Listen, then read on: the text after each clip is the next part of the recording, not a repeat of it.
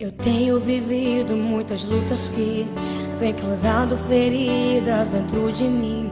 E cheguei a perguntar-me: onde estavas tu?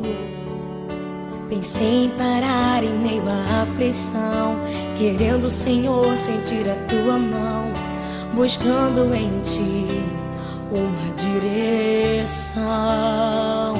Mas aprendi que na vida tudo tem um sentido, e descobri que sempre queres o meu bem, e que ao final será muito melhor o que virá.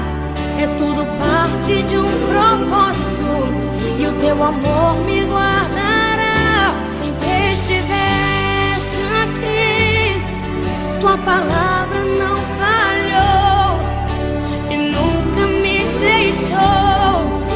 Descanso minha confiança em ti.